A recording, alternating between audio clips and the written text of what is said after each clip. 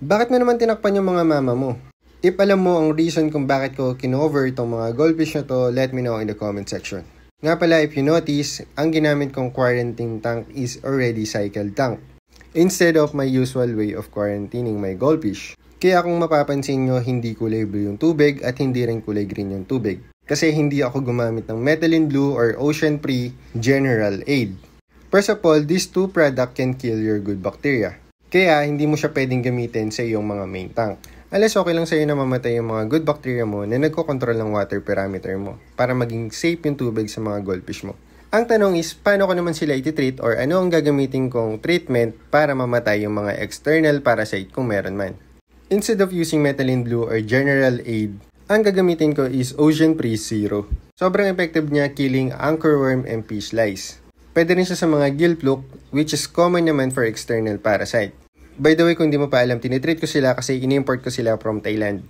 18 nga pala yung in-import ko, I'll be keeping 3 and then ibebenta ko yung 15. Dahil sa ibebenta ko sila, gusto ko naman na bago ko sila i-release is treated na sila external and internal. Back to the topic, itong Ocean Freeze Zero is okay lang kahit ilagay mo sa iyong main tank. Kasi based on the battle, good bacteria friendly to. Kaya naman hindi ko kailangan mag-worry na mamamatay yung good bacteria. Ang ginawa ko na lang is naglagay ako ng heater, naglagay ako ng malakas na aeration, naglagay din ako ng aquarium salt, 1 tablespoon per 10 gallon.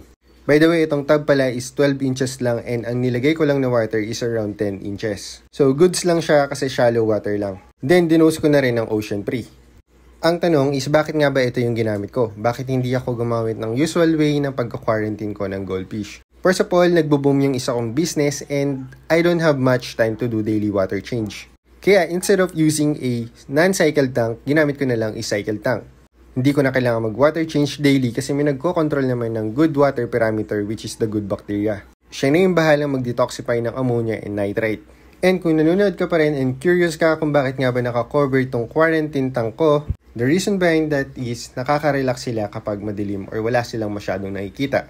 They can focus on adjusting to the new environment and new water parameter. And also, they have a lot of time to sleep instead of moving or having an activity doon sa kanilang quarantine tank. Kung hindi sila masyado nag-swim is hindi rin sila magkakabangga-banggaan which causes stress. Kaya naman, mas maganda na kapag nagko-quarantine ka ng goldfish is madilim. By the way, narinig ko lang to kay Luke Goldies. And tulad ng sabi niya, wag niyong gawin lahat ng sinasabi ko kasi hindi naman ako expert and hindi naman ako nag-aral about anatomy or science ng goldfish.